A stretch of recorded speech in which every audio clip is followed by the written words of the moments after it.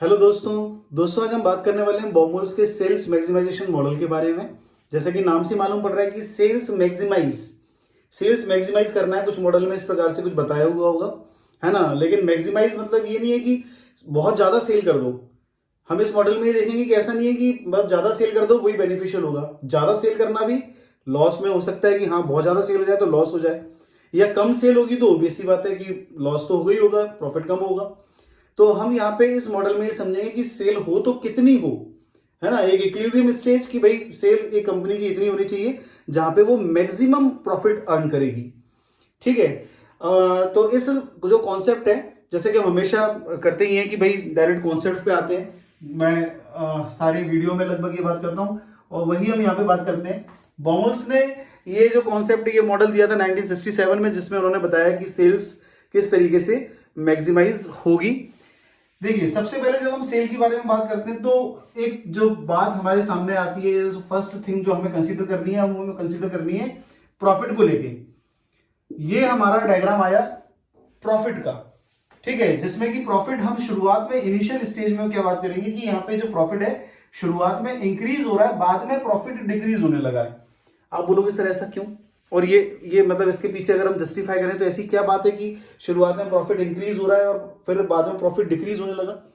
तो डायरेक्ट जब हम कॉन्सेप्ट के बारे में बात करें तो भाई बात ये समझो, अगर मैं एक कनेक्टिविटी बैठाने की कोशिश करूं तो आपने मार्जिनल कॉस्ट का डायग्राम पढ़ा होगा आपने, है ना। मार्जिनल कॉस्ट के बारे में पढ़ा होगा और देखा होगा कि भाई मार्जिनल कॉस्ट जो होती है वो यू शेप कर्व होती है। और वो यू शेप कर्व क्या है, शुरुआत में वो ये मैसेज देता है कि शुरुआत में जो आपका जो प्रॉफिट है, सॉरी जो कॉस्ट है, वो कॉस्ट डिक्रीज होगी। तो देखिए बच्चों, जब आपकी कॉस्ट यहाँ पे डिक्रीज हो रही है तो ओबीसी बात है आपका प्रॉफिट भी फिर यहाँ पे इंक्रीज, कॉस्ट डिक्रीज होगी तो प्रॉफिट इंक्रीज होगा ना। वही यहाँ पे हम डिस्कस कर रहे हैं कि भाई कॉस्ट डिक्रीज हो रही है तो कॉस्ट डिक्रीज हो रही है तो प्रॉफिट इंक्रीज हो रही है। मैं इस डायग्राम के थ्रू आपकी जो कनेक्टिविटी है वो यहाँ पे इसलिए बता रहा हूं क्योंकि आई एक्सपेक्ट कि आपने ये मार्जिनल कॉस्ट के बारे में जो बेसिक जो चीजें हैं वो आपने पढ़ रखी होंगी, और बेसिक ही है ये, है ना। अगर आपने ये नहीं पढ़ा है तो पहले इसको क्लियर कीजिए, इसके बाद में फिर इस लेवल इस मॉडल पे आइएगा, है ना। तो सबसे पहली चीज ये वाली चीज मैं बिल्कुल यहाँ पे इमेजिन कर रहा हूँ कि आपने ये सारी चीजें, है ना, पढ़ रखी होंगी। तो देखिए, मार्जिनल कॉस्ट जो है वो डिक्रीज हो रही है शुरू में, तो जब कॉस्ट कम होगी तो प्रॉफिट तो बढ़ना ही बढ़ना है।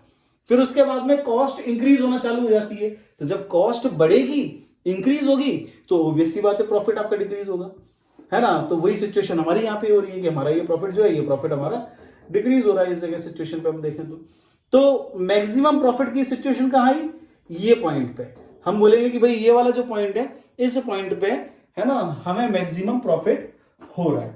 ठीक है, तो ये बात हो गई हमारे प्रॉफिट से रिलेटेड कि भाई मैं जब इस कॉन्सेप्ट को डिस्कस करना चालू करूंगा तो भाई हम सेल और प्रॉफिट को दोनों को साथ में मिला के देखेंगे और देखेंगे कि भाई किस जगह पे प्रॉफिट, क्योंकि ऑब्वियसली बात है बिना प्रॉफिट के तो सेल, पहले हम प्रॉफिट को समझेंगे इसके बाद सेल के बारे में बात करेंगे। तो इसलिए हमने सबसे पहले यहाँ पे प्रॉफिट को समझने की बात की है कि भाई पहले प्रॉफिट को समझते हैं उसके बाद में देखते हैं। और जब प्रॉफिट के बारे में पढ़े तो ये जो आउटपुट है, ये जो आउटकम है हमारे सामने आया कि क्या, कि शुरुआत में जो प्रॉफिट होगा वो प्रॉफिट इंक्रीज होता है, बाद में वो जो प्रॉफिट है वो डिक्रीज होता है ना। और बाकी ये वाले डायग्राम से मैंने इसलिए कनेक्ट किया हुआ है मार्जिनल कॉस्ट से, ताकि आपको इसके पीछे का लॉजिक भी समझ में आए।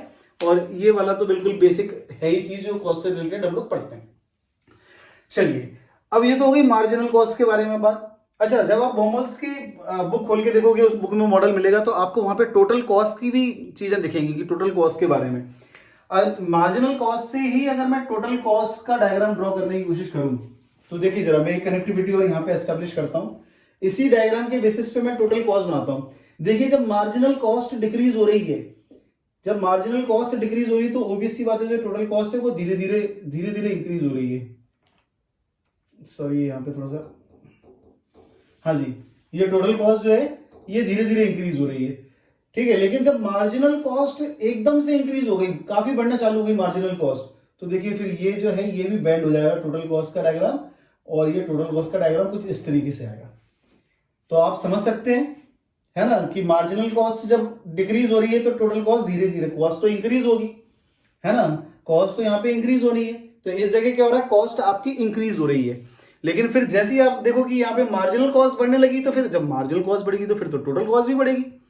तो एक्चुअली में इस जगह क्या हो रहा है कि भाई मार्जिनल कॉस्ट इंक्रीज हो रही है तो आपकी टोटल कॉस्ट भी इंक्रीज हो रही है। तो जब आप यहाँ पे वोमल्स के सेल्स मैक्सिमाइजेशन मॉडल के बारे में बात करोगे तो आप ये भी फाइंड आउट करोगे कि आपका जो टोटल कॉस्ट है वो टोटल कॉस्ट किस तरीके से, तो टोटल कॉस्ट शुरुआत में तो इंक्रीज हो रहा है, उसके बाद में टोटल कॉस्ट ये इंक्रीज होने लगी। तो मैंने ये टोटल कॉस्ट का जो है ये डायग्राम बना दिया, ये टोटल प्रॉफिट आ गया हमारा, ये टोटल कॉस्ट आ गई। हाँ जी, तो यहां तक हमने बात करी प्रॉफिट से रिलेटेड और यहां पे कॉस्ट से रिलेटेड, ठीक है। और यही बेसिक मार्जिनल कॉस्ट के बेसिस पे हमने यहाँ पे टोटल कॉस्ट का डायग्राम बना दिया। क्लियर हुआ? इसी डायग्राम से मैंने ये दोनों लाइन, ये टोटल कॉस्ट और टोटल प्रॉफिट की यहाँ पे आपको एक्सप्लेन करने की कोशिश की है ये मार्जिनल कॉस्ट के थ्रू, और एक लॉजिकल रीजन है ना, ये बताने की कोशिश की है कि भाई ये हो रहा है तो ऐसा क्यों हो रहा है, या रीजन इसके पीछे क्या है। ठीक है, चलिए अब हम बात करते हैं किससे रिलेटेड। अब हमारे फाइनल उस पर आते हैं, सेल्स के ऊपर आते हैं कि भाई अब सेल्स का क्या इश्यू है। देखिए, जब आपकी जो ओबियसली बात है प्रॉफिट है, प्रॉफिट इंक्रीज हो रहा है, तो प्रॉफिट इंक्रीज हो रहा है तो आपकी जो सेल है वो सेल भी इंक्रीज होगी, तो ये आपकी सेल इंक्रीज हो गई। ठीक है, और ये आपका प्रॉफिट इंक्रीज होने लगा है, आपकी जो सेल है वो सेल इंक्रीज हो रही है ना, आपकी जो सेल है वो सेल इंक्रीज हो रही है। ये इस जगह तक आपकी सेल अच्छी खासी इंक्रीज हुई। सेल एक सैचुरेशन पॉइंट के बाद जो सेल है फिर वो डिक्रीज होना चालू हो गई, तो ये आ गई आपकी टोटल सेल या टोटल रेवेन्यू। ये इसको मैंने यहाँ पे टोटल रेवेन्यू का डायग्राम बना दिया। ठीक है, ये आप मेरा जो है आपके सामने टोटल रेवेन्यू का डायग्राम आ गया। अब जरा मैं इसके ऊपर बात करूंगा कि ये टोटल रेवेन्यू का क्या जो है वो क्या है और किस तरीके से यहाँ पे आया है। चलिए, अगर मैं यहाँ पे टोटल प्रॉफिट और टोटल रेवेन्यू, तो मैं डेफिनेटली आपके सामने एक और डायग्राम बनाता हूं जिससे आपको कोरिलेशन कुछ यहाँ पे बनाने में आसानी होगी। आपने लॉ ऑफ वेरिएबल प्रोपोर्शन में मार्जिनल प्रोडक्शन का ये डायग्राम देखा होगा। मार्जिनल प्रोडक्शन बिल्कुल ठीक ऐसे ये टोटल प्रॉफिट का बना हुआ है। ठीक है, लॉ वेरिएबल प्रोपोर्शन, जैसे कि मैं यहाँ पे मार्जिनल कॉस्ट में मैंने लिया, मैं आपकी कोरिलेट उसी चीज से करा रहा हूं जो मुझे लगता है कि ये तो बिल्कुल मस्ट है, ये तो पढ़ा हुआ होना चाहिए किसी भी इकोनॉमिक्स के, मतलब जो वो बॉमल्स के सेल्स मैक्सिमाइजेशन मॉडल को पढ़ रहा है तो उसका law variable proportion, marginal cost, ये सारी चीजें आनी चाहिए। ठीक है, तो इसलिए मैं इसका कनेक्शन इसके थ्रू भी यहाँ पे कनेक्ट कराने की कोशिश कर रहा हूँ, है ना, ताकि मैं ये मान के चल रहा हूँ कि ये आपको आता होगा। ठीक है, नहीं आता है तो प्लीज आप इसको कवर कीजिए, इसके बाद में आप इस वीडियो को देखिए। देखिए, आप वहां पे लॉ वेरिएबल प्रोपोर्शन में क्या पढ़ते हो कि मार्जिनल प्रोडक्शन इंक्रीज होता है, प्रोडक्शन इंक्रीज होगा मार्जिनल, तो टोटल प्रोडक्शन भी इंक्रीज होगा। फिर इसके बाद क्या होता है, जब मार्जिनल प्रोडक्शन डिक्रीज होने लगता है तो टोटल प्रोडक्शन इंक्रीज तो होता है लेकिन धीमे स्पीड से होता है। ठीक वही काम यहाँ पे भी हो रहा है ना। और फिर एक पॉइंट ऐसा आता है कि जब वो सैचुरेशन पॉइंट आ जाता है उसके बाद फिर ये आपकी जो टोटल प्रोडक्शन होता है वो टोटल प्रोडक्शन आपका डिक्रीज हो जाता है। ठीक है, तो यहाँ पे भी आप देखिए ये दोनों लाइन मार्जिनल प्रोडक्शन और टोटल प्रोडक्शन, ये दोनों इससे मिलती जुलती है। टोटल प्रोडक्शन और total revenue, sorry total profit है ये, टोटल प्रॉफिट और टोटल रेवेन्यू। आप बोलेंगे सर कैसा क्या लॉजिक है कि भाई मतलब आप एक तरफ प्रोडक्शन की बात कर रहे हो, दूसरी तरफ रेवेन्यू के बारे में बात कर रहे हो, ये क्या कोरिलेशन है। मैं आपको एक सिंपल सी चीज बोलूं, आप जरा सोच के देखिए, आज का मेरा प्रोडक्शन, अगर मैं कोई आज चीज प्रोड्यूस कर रहा हूं कभी ना कभी ना तो रेवेन्यू बनेगी ना। आज मैं अगर कोई चीज प्रोडक्शन कर रहा हूं तो मैं क्यों कर रहा हूं, बेचने के लिए तो कर ही रहा हूं ना। आज मैंने प्रोडक्शन किया वो कल बिकेगा, आज मेरा जो प्रोडक्शन है वो कल की मेरी रेवेन्यू हो गई। तो जैसा प्रोडक्शन का डायग्राम होगा वैसे ही तो रेवेन्यू का डायग्राम होना चाहिए ना। आपने वहां पे मार्जिनल रेवेन्यू और टोटल रेवेन्यू भी अगर रिलेशनशिप पढ़ रखी हुई है तो आपने देखा होगा कि ठीक प्रोडक्शन के जैसी जाती है, लॉ वेरिएबल प्रोपोर्शन के हिसाब से जाता है, तो क्या बुराई है उसमें। अगर मैं एक सिंपल सी लॉजिक्स की बात करूं या सोच की बात करूं या हम थिंकिंग एबिलिटी डेवलप करें या हम अपनी इकोनॉमिक्स की समझ बढ़ाने की बात करें तो हम ये कह सकते हैं ना कि आज मेरे जो प्रोड्यूस कर रहा हूं वो कभी ना कभी तो बेचेंगे, तो प्रोडक्शन का डायग्राम और रेवेन्यू का डायग्राम तो एक ही जैसा होना चाहिए। और वही हम यहाँ पे कर रहे हैं। देखिए कि भाई ये जो मार्जिनल प्रोडक्शन और टोटल प्रोडक्शन का डायग्राम है, ठीक उसी पैटर्न पे हमने यहाँ पे प्रॉफिट और रेवेन्यू का डायग्राम बनाया हुआ है। तो अगर आप लॉजिक समझें तो सेम उसी लॉजिक्स पे मैंने यहाँ पे जो प्रोडक्शन से रिलेटेड जो है वो रेवेन्यू से कोरिलेट करने की कोशिश की कि भाई प्रोडक्शन हो गया तो प्रोडक्शन से रिलेटेड रेवेन्यू चीजें ऐसी आ जाएंगी।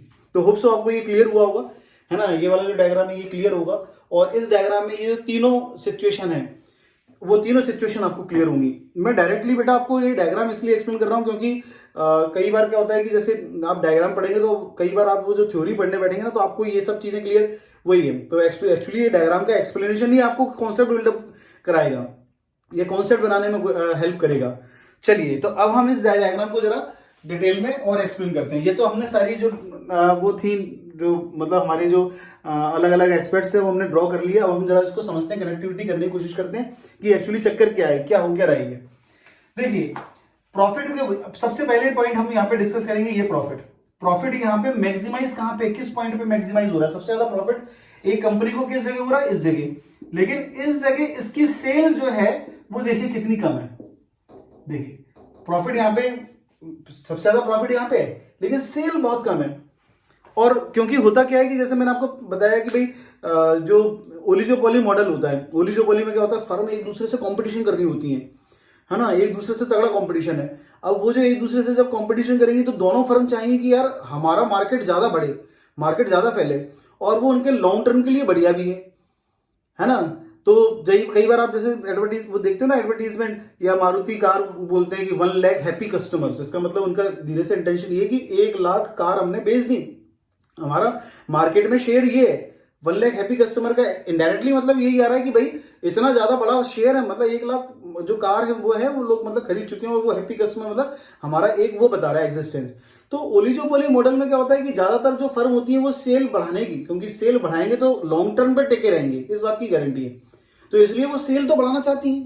तो वही हो रहा है यहाँ पे, प्रॉफिट मैक्सिमम है लेकिन सेल बहुत कम है। लेकिन सेल तो बढ़ानी पड़ेगी अगर हमें लॉन्ग टर्म में सर्वाइव करना है ओलिगोपोली मॉडल में, तो सेल तो बढ़ानी पड़ेगी। ठीक है साहब, सेल बढ़ाते हैं, लेकिन सेल मैक्सिमाइज कहां हो रही है, इस पॉइंट पे हो रही है। ये देखिए ये सेल मैक्सिमाइज हो रही है इस पॉइंट पे। लेकिन इस पॉइंट पे जब हम प्रॉफिट कंसीडर करें तो ये रहा हमारा प्रॉफिट, ये प्रॉफिट तो हमारा बहुत कम हो गया। अगर मैं इस पॉइंट पे प्रॉफिट कंसीडर करता हूं तो प्रॉफिट मेरा यहां पे ये वाला पॉइंट हो गया। सेल तो मेरी नो डाउट बहुत ज्यादा हो गई। आप बोलोगे सर सेल इतनी बढ़ गई है लेकिन प्रॉफिट कम क्यों हो रहा है। जैसे मैंने बताया कि भाई एडवर्टीजमेंट बहुत करने पड़ेंगे, मतलब आपको सेल बढ़ाने के लिए फिर क्या होगा, एडवर्टीजमेंट, आपको अपने एडवर्टीजमेंट हो गया, मार्केटिंग के ऊपर खर्चे हुए, एक्सपेंडिचर जो हो गया वो बहुत बढ़ाना पड़ेगा। तो जब आप अपनी सेल इंक्रीज करोगे तो ऑब्वियस सी बात है सेल इंक्रीज करने में कुछ एक्सपेंडिचर, मार्केटिंग वगैरह जो एडवर्टीजमेंट आपको करने पड़ेंगे। हो सकता है अपने नए नए आउटलेट भी खोलने पड़े आपको, अलग अलग आपको नए नए शहरों में आपको अपने आउटलेट खोलने पड़ेंगे। अब जब वो खोलने पड़ेंगे तो ऑब्वियस सी बात है आपका प्रॉफिट जो है वो प्रॉफिट कॉम्प्रोमाइज होगा, प्रॉफिट कम होगा। तो आपकी सेल बढ़ जरूर रही है लेकिन आपका जो प्रॉफिट है वो प्रॉफिट कॉम्प्रोमाइज होने लगा। लेकिन सेल बढ़ाते बढ़ाते आपने अपना यहाँ पे जो इस सिचुएशन पे यहाँ पे आपने प्रॉफिट अपना बहुत कम कर लिया। आपने जो अपना प्रॉफिट जो था वो बहुत कम कर लिया। और अगर मैं एक और सिचुएशन क्रिएट करूं कि बोलूं कि नहीं हमें कम से कम इतना प्रॉफिट जरूर चाहिए, हमारे शेयर होल्डर्स ये चाहते हैं, हमारे शेयर होल्डर्स जो है फर्म के जो मालिक हैं, ओनर्स हैं, वो शेयर होल्डर ये चाहते हैं कि भाई कम से कम इतना प्रॉफिट तो है ना, कि जहां पे ये टोटल कॉस्ट और टोटल प्रॉफिट मतलब एक इक्विलिब्रियम वाला पॉइंट है ना, एक ऐसी सिचुएशन जहां पे मतलब देखा जाए तो आपका जो प्रॉफिट हुआ और जो कॉस्ट हुआ है ना वो यहाँ पे मैच कर रही है। क्योंकि इस जगह तो आपका प्रॉफिट कम हो गया और कॉस्ट बहुत बढ़ गई आपकी। तो अगर इस पॉइंट ऑफ व्यू से देखोगे तो आपको भले ही प्रॉफिट कम हो रहा है लेकिन आपको एक लॉस, एक बड़े ह्यूज पार्ट में आपको एक ह्यूज अमाउंट में लॉस आपको ये बियर करना पड़ सकता है। ये वाला जो सिचुएशन हो गई अगर देखा जाए तो ये एक लॉस की सिचुएशन क्रिएट हो रही है। तो इसलिए कम से कम शेयर होल्डर चाहेंगे कि यार इस जगह हमारी पोजीशन बना है, हम इससे नीचे ना आए, ठीक है, हम इससे नीचे ना आए। तो ओबीसी बात है कि जब हम इस पॉइंट पे जाने वाले हैं तो हम यहाँ पे देखते हैं कि इस जगह कौन सी सेल आ रही है, इस जगह सेल आ रही है सब ये वाली पॉइंट, ये वाली पॉइंट पे। तो हम ये चाहेंगे कि भाई इस जगह हमारा सेल है ना होती रहे, वो बेस्ट है। तो यही जो बोमोल्स ने यहाँ पे यही एक्सप्लेन किया कि एक कंपनी को ना इस जगह सेल करनी है ना इस जगह सेल करनी है। एक कंपनी को सेल करनी है किस जगह पे, ये वाली पोजीशन पे, ठीक है। जैसे मैंने वीडियो की स्टार्टिंग में बताया था कि बोमोल सेल्स मैक्सिमाइजेशन मॉडल क्या बताएगा, वो ये बताएगा कि भाई एक कंपनी जो है वो किस पोजीशन पे सेल करे तो उसके लिए बेस्ट होगा। ऐसा नहीं है सेल्स मैक्सिमाइज ही करते चले जाओगे आप, जैसे कि यहाँ पे आप सेल्स मैक्सिमाइज करते चले जा रहे हो, इतनी ज्यादा आप सेल्स मैक्सिमाइज कर रहे हो, तो सेल्स इतनी ज्यादा आपने मैक्सिमाइज कर दी तो आपको प्रॉफिट, भाई प्रॉफिट तो देखो कहां चला गया आपका, सेल्स बढ़ाने के चक्कर में आपने प्रॉफिट खो बैठे। तो इसलिए किस पॉइंट पे आपको सेल होना चाहिए, तो बोमोल्स कहते हैं कि आपको ये वाला जो पॉइंट है इस वाले पॉइंट पे आपकी सेल होना चाहिए, तब जाके आपका बेस्ट जो है, बेस्ट कहीं ना कहीं आपका निकल के आएगा कंपनी का। तो दोस्तों ये था हमारा बोमोल्स को लेके सेल्स मैक्सिमाइजेशन मॉडल। एक चीज और जरूर बोलूं कि आपने देखा होगा ज्यादातर मैं मेरे वीडियोस में एजम्पशंस हो गए कि इसके क्या क्या एजम्पशंस थे या क्या क्या उसमें लिमिटेशंस है, क्राइटेरिया, मतलब एग्जैक्टली मैं वो डिस्कस नहीं करता हूँ, क्योंकि उसके पीछे सिंपल सा एक लॉजिक है मेरा। मैं जैसे बार बार बोलता हूँ कि अगर मैं एजम्पशन पढ़ाने बैठ गया तो फिर होता क्या है कि हो सकता है कि आप जो कॉन्सेप्ट है कॉन्सेप्ट को मिस कर जाओ। लेकिन यहाँ पे मैंने ये जो कहानी पूरी आपको बताई है, तो आप ये मान के चलिए कि ये कहानी पढ़ने के बाद जब आप रीड करेंगे, जब आप एजम्पशंस के पास पढ़ेंगे, एजम्पशंस को पढ़ोगे या फिर चीजों को गो थ्रू करोगे, तो आपको चीजें क्लियर होंगी, लगेगा कि हाँ यार ये ऐसे ऐसे चीजें थी। तब ये करने के बाद जब आप एजम्पशंस वगैरह वो आप अपने आप ही रीड कीजिए, और बाई चांस अगर उसमें कोई प्रॉब्लम आ रही तो डेफिनेटली आप कमेंट में मुझे लिखिए, तो मैं जो भी है उसके पीछे भी कुछ एक्सप्लेनेशन करने की कोशिश करेंगे। लेकिन फिर भी जब आप ये पढ़ने के बाद जब आप एजम्पशंस वगैरह इस प्रकार की चीजें देखेंगे तो आपको प्रॉब्लम जो है वो इतनी महसूस नहीं होगी, क्योंकि आपका कॉन्सेप्ट बिल्डअप हो चुका है, आपका कॉन्सेप्ट यहाँ पे तैयार हो चुका है। तो जब आपका कॉन्सेप्ट तैयार हो जाता है तो आप नॉर्मली जब आप चीजों की थ्योरी के ऊपर जाते हो तो ऑब्वियसली बात है आपको बड़े आसानी से थ्योरी समझ में आ जाती है। इसलिए मैं अपने ज्यादातर वीडियोस में क्या करता हूँ, कॉन्सेप्ट पे फोकस कराता हूँ आपको, मैं जो थ्योरी है थ्योरी कवर नहीं करता हूँ। सो हमने यहाँ पे भी इस वीडियो में यही काम किया है, मैंने डायरेक्ट कॉन्सेप्ट के ऊपर बात की है। और अगर आपको ये वीडियो पसंद आया है तो डेफिनेटली लाइक, शेयर और सब्सक्राइब जरूर करें, हमें सपोर्ट करते चले, प्यार मिलता रहेगा आपका, हमें हौसला मिलता रहेगा काम करने का। बहुत बहुत थैंक्स, धन्यवाद, थैंक्स अ लॉट।